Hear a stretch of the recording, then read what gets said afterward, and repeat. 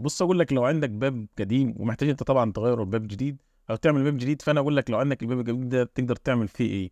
بجد الباب هنعمله حاجه تحفه، فان شاء الله هتعجبك. خليك معايا بس كده انت ايه، واستحملني كده وخليك معايا الفيديو للاخر، وهتشوف الباب ده عملناه ازاي والطريقه بتاعته هتكون ازاي. فربما ان شاء الله كده تغير رايك وتعمل الباب اللي عندك، بدل ما تجيب باب جديد كده وتصرف والمصاريف والحد دي.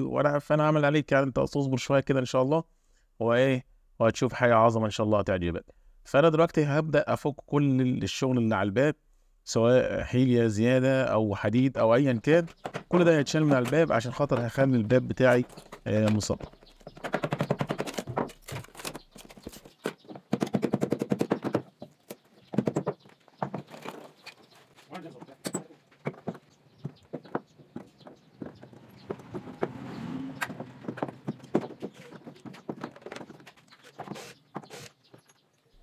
اي حاجه، حتى القلب الجفل بشيله. وهبدا دلوقتي هجيب خشب هضيفه على الباب عليه عشان خاطر بين الراس والراس في مسافه، فانا هبدا اضيف لها خشب عشان خاطر الابلكيشن اللي احطه او الفايبر اللي احطه ما يتطبلش معايا، ويكون المسطح بتاع الباب عادل تمام بالغيره. والمسمار طبعا هبدا ايه اثبته. طبعا انا هاخد زاويه عشان خاطر السلامه اللي انا حاططها دي او الكبس اللي انا حاطه يكون معايا عادل. طبعا انت ممكن يكون عندك باب بشكل تاني مختلف عن كده. ايا كان الباب اللي عندك، هو كل الخطوات اللي انا بعملها دي هتتم على على اي باب او اي شكل باب تاني، هيتم عليه نفس الكلام اللي انا عامله ده. وطبعا حته في النص برضو انا ضفت لها كبس كده عشان ما اسيبهاش فاضي. وبعد ما خلصت الكبس بتاعي بالصاروخ كده، هبدا اخد الداير كده بالصاروخ عشان خاطر ابين الخشب الجديده بتاعتي. طبعا انا بشيل كل اللي عليه زياده، سواء معجون او دهان زي ما انتم شايفين كده، عشان الحرف بتاعي يكون مظبوط ويكون نظيف، لان الباب ما هيتعمل اسطر او صبغات، فلازم الباب يكون جديد. وهبدا دلوقتي اعلم بالزاويه، ده مكان العلامه اللي انا هشتغل عليه، اللي احنا هنجلد عليه الفايبر والابلكاش. وطبعا ده الابلكاش احنا هنضيف الابلكاش تحت الفايبر عشان خاطر بيخلي الفايبر ليه عزم اكبر، ده بيخلي الحاجه معاك تستحمل، يعني تستحمل الخبط وتستحمل الرزع والحاجات دي كلها. ابدا اعلم الابلكاش على الثلاثات اللي انا حطيتها، سواء الثلاثات الزياده والروس بتاع الباب الجديد. وليه انا بعلمها؟ عشان خاطر طبعا انا ومسمر العلام يكون مظبوط قدامي، وانا استخدمت الزاويه قبل كده عشان خاطر المسمار بتاعي يكون ماشي عدل وينزل في المليان. وبعد ما خلصت هبدا اغري الباب كله طبعا بالغيره بتاعنا.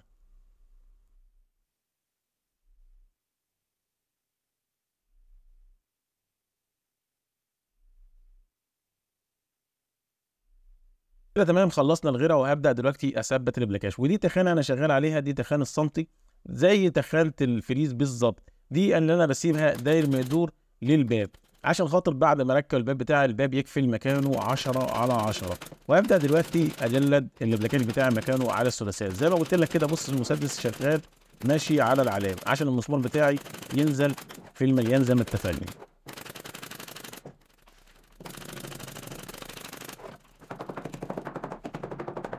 كده تمام 100 فل 10. نبدا دلوقتي للرسمه بتاعتنا. وانا دلوقتي هستخدم فايبر 6 مللي قشره زي ما احنا شايفين، وقطعته على الباب على المقاسات اللي انا اللي انا محتاجها. ليه انا قطعت الباب كده نظام شرايح؟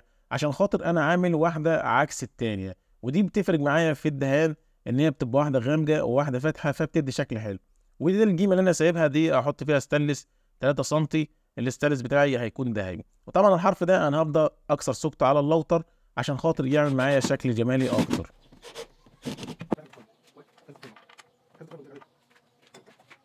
بدات اظبط على قطعه بس في الاول كده صغيره عشان خاطر اظبط معايا البسطوم اللي انا محتاجه او كسر السوكه اللي انا محتاجها دي.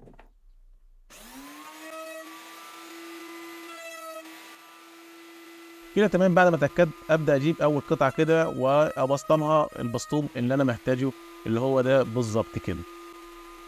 ده بيدي معايا شكل، وفي نفس الوقت برضو بيبقى مع الاستورج بيحروبه او بيسبغه، بيدي معايا شكل يكون احسن واحسن.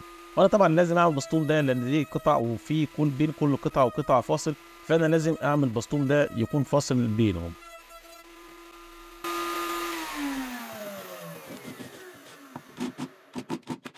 كده انا تمام بسطمت كل القطع اللي انا محتاجها، ونروح على الباب وهنبدا نثبتهم على الباب بتاعنا زي ما احنا شايفين كده بالظبط. هنبدا نثبت اول قطعه واللي هي الطويله، طبعا هنغري وهنثبتها مكانها، ودي اول قطعه من الباب. دي احنا ما بسطمناهاش، خلينا زي ما هي، لان دي قطعه واحده بالطول زي ما احنا شايفين، فما فيش داعي ان هي تتبسطم. طبعا همشي على حرف الابلكيشن اللي انا حطيته وابدا اسمرها. وانا دلوقتي بعمل مكان الاستانلس بنزل بالسيليكون عشان خاطر الاستانلس بتاعي يثبت. هو كده كده انا هخليه تحت الفايبر، بس زياده تاكيد وزياده امان ان احنا هنعمل له سيليكون عشان يشد معانا اكتر اكتر واكتر. طبعا انت ما تربطش نفسك بين الرسمه دي، في حاجات بتتجاب جاهزه ممكن تجيبها وتحطها على الباب على طول كده وتكون تمام معاك تمام التمام. لو انت هاون جاره او مبتدئ، فالموضوع هيكون معاك سهل ان انت تجيب الوش وتحطه على الباب على طول.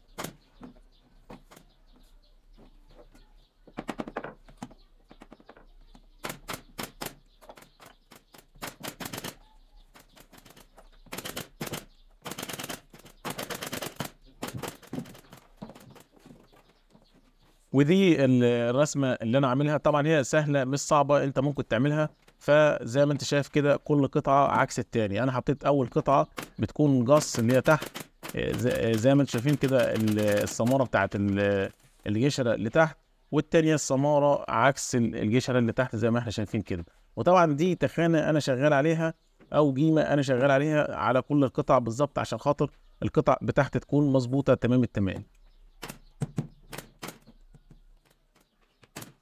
وانا عملت قبل كده ابواب زي كده. كل الفيديوهات اللي انا عملت فيها الابواب كلها هسيبها لك في صندوق الوصف، تقدر تبص عليها بص كده بعد ما تخلص الفيديو بتاعنا ان شاء الله.